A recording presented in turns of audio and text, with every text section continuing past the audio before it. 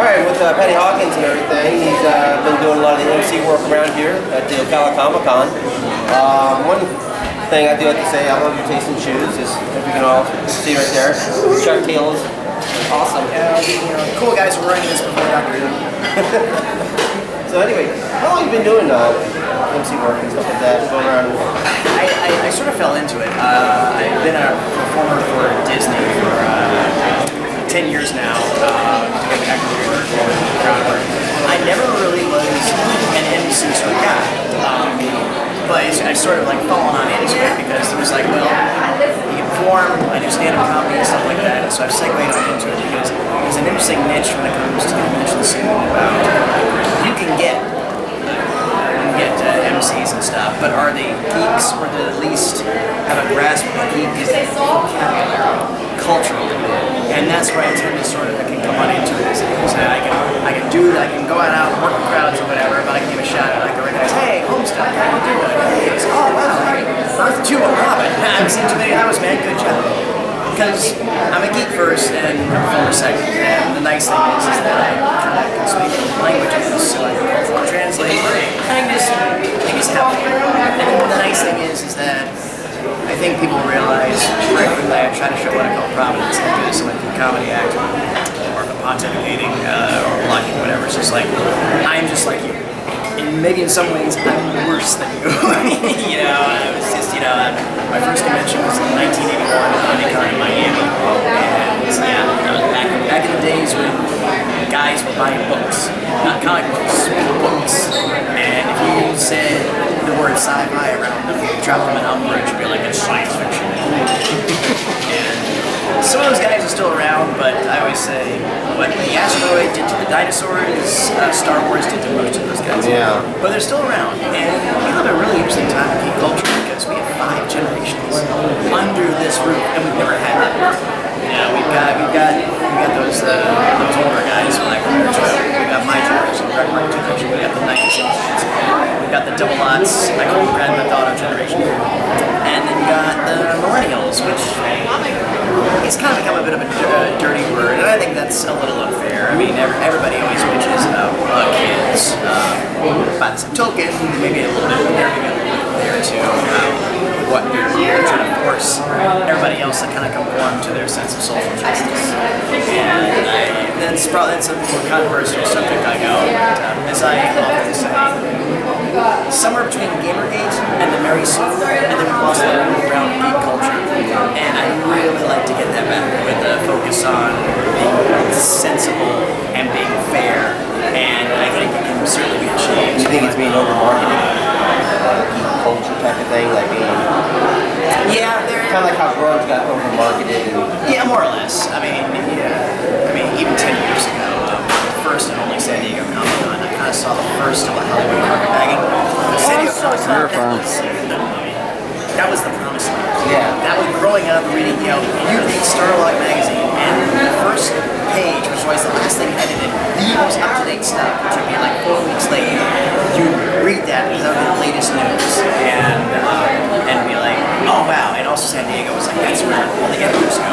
And I just wrote what I make comic writer. And when I got there, Marvel wasn't even there because there were editors. And no editors there. And on the first day, I heard the words of the PA, the Balls of Fury panel was beginning at 2 p.m. so-and-so. And I was like, I'm not sure if we've lost it or it's become truncated or it's just naturally just spread out. But I think it's just spread out now.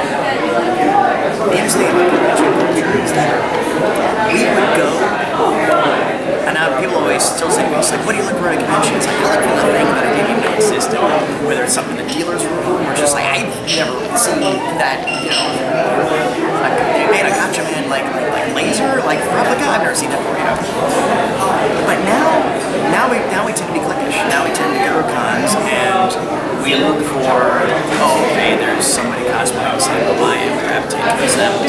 And I wish that spirit of adventure was not back with cons. I really wish it was more, hey, dude, I've seen this costume all over the place. I don't know what it is. What is it like? And that's one thing I always tell everybody. If you see a costume that's interesting to you, go up and ask them. Yeah. You know, just don't do it in a creepy way. Yeah. You have a costume that intrigues me. Interesting. You know. It's like how people were so sweet about my daughter. She dressed as Johnny Test's sister. Yeah. And everything. People would be like, Johnny Test. So it's been a while since the show came on and everything. And they're just so sweet to her and everything. And our usuals and everything. And it's the proliferation of cool cosplay there. Yeah. And the proliferation of cosplay, because everybody thinks that it's a curious thing. Cosplay has brought a lot of mainstream into it, which is fine. But there's a lot of, I feel, misinterpretation of cosplay theory. I mean, there are people who think that all cosplay is Deadpool, Harley, and Batman. And that's how it was last year. And that's it. And if you're dressed as something else, they look at you like you got lobsters coming out of your ears. I mean, it used to be there was sort of fringe, but the past couple of years, I'll go as one of my obscure ones. And like, what are you dressed as? Like, I'm from Clint Eastwood Firefox, which I can't. Like, why? You know, and that's the one thing we've never had. It's like, oh, cool, what's that about? We're used to it. We were small enough that we were interested in our neighbors, and now we've become a metropolis, and now it's like, oh, anime, that's not even my neighborhood. I'm not interested in them. They're culturally across town. So, I wish we had a little more utilitarianism to it, but yeah, I think that does go back to the marketing. And again, whatever demystifies it. There's a lot of people into it that aren't into it as much as us, or maybe it's not as tight as the old days. But every month now there's a geek thing going on, at least it's and depending on who you ask, that could be a really good thing or awesome. But the nice thing is we have choices. We have really interesting choices, and we're being demystified. There's still, curiously enough, my generation of kids is still looked upon as the basement dwellers and the neckbeards, and we've still got that stigma. But the newer kids, though, are somehow, they're cool kids. And for some reason, and I think it's probably our generation, for some reason our generation is still kind of saddled with that negative thing on it, which I find a little baffling. Because again, not that we built it, but we kept it in business for everybody else to come on in. And I'm not saying sort of sitting at the table, but a little respect for this. Yeah, it's like that because I see now cheerleaders dating the geek guys instead of the captain of the football team. Yeah. They don't think. That's actually happening. We have fans of comic characters that have never opened a comic book in their life. Yeah. And I don't refute their right to call themselves fans. I really don't. My only criticism about that is don't assume that you're a better fan because you haven't. You know, that's my whole thing. You know, go and dress up like Harley or Deadpool and have a good time.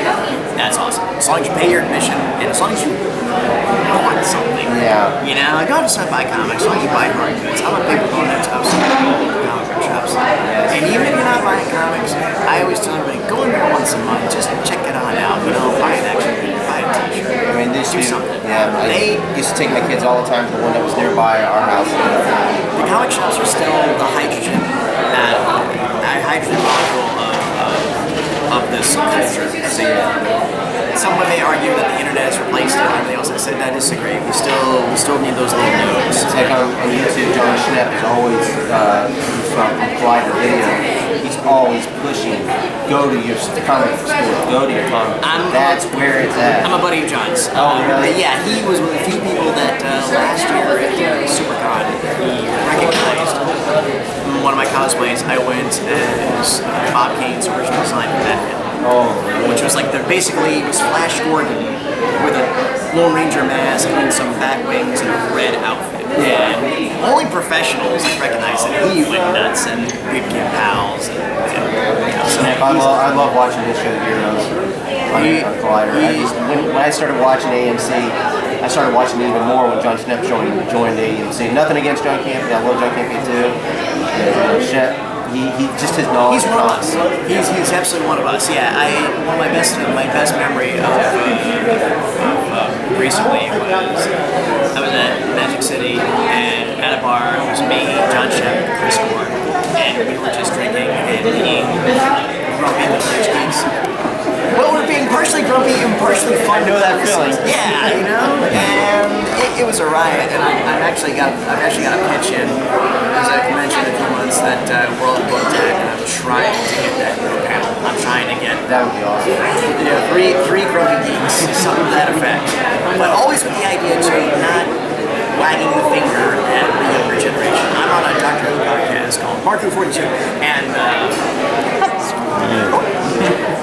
one of my big things I tell everybody is that I never try to wag the finger. I never try to say, well, back in my day, because that is the stereotype that our generation needs to show. We need to be forgiven for the past, and they need to forgive us for the present. And that's always been this push-pull. I used to joke with my kids. It says, "You can't blame me for Batman or Robin." But I mean, even though that might. And the other thing too, one of the other things is that just because it involves a cake with a sword and a you don't have to feel the importance of love it or enjoy it. I get a lot of crap for. I do not care about Star Wars, and it's a good reward. I got heavily blasted for that. And it's just like I'm sorry, but just because I don't like what you like, don't take that personally. Yeah. If anything, I envy you. I wish I could enjoy it. I wish I could go see Batman vs Superman, which I haven't yet because I'm holding out. I'm gonna watch The director's cut. I'm gonna watch the director's cut, and I actually said this. I did a panel with the guy who did the motion cap for Doomsday. Yeah. And he either on the panel, he either fibbed, said they hadn't seen it yet, or he was just trying to tiptoe around it. And I really said, I'm going to get the director's cut because I want to give Snyder the absolute best chance he's got to impress me. I didn't mind it so much because my friend and I did a review on it on my channel here, and I didn't mind it. I was just happy to see that it's happening. Yeah. That somebody had the balls to actually do it. And it's just like when it came to the Avengers. Yeah. Someone had the balls to do it. Kevin Feige, said we're going to do this. Feige is the node. He's the one that understands what he needs to understand from the characters and how they choose to move, and he understands the business of it. It's a fine line to have a node. I think the last node we had, I would say, was Peter Jackson, an understanding. It was like he understood and passionately loved told stuff.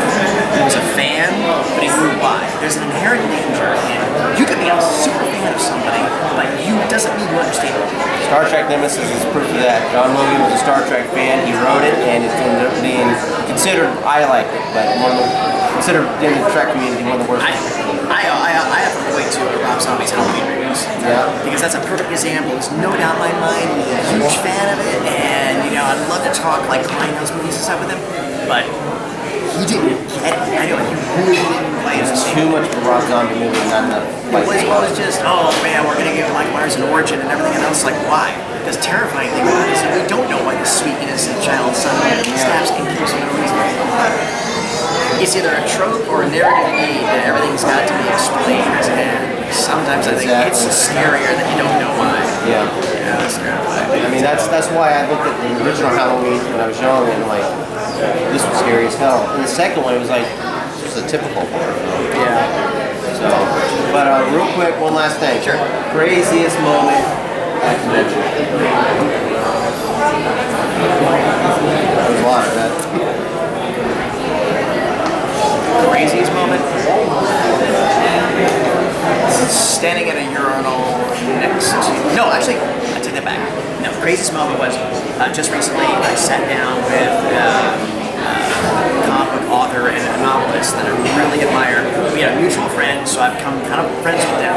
Last week, we sat down, we're eating dinner, and he was talking about how crazy it was that 30 years ago he was going to science fiction in the 70s, and he had George Takei sign some Star Trek posters, and then 30 years later, he was at George Takei's wedding, front row as an honored guest. He's like, isn't it amazing like that? And now it's just like, kind of the same way that 30 years ago, I was recently reading your comic books, and now here I am, eating chips and salsa with you. It's like with Chuck Dixon and everything. I remember reading Nightfall, trying to rush to get each issue and everything to see what was going on. Batman's back from the road, there's a new Batman. And here I am, Chuck Dixon interviewing him. big geek moment. You know? So, but I appreciate your time, brother. Brother, thank you so much. It's So been a much. pleasure. I know you're a busy man. Thanks for the time.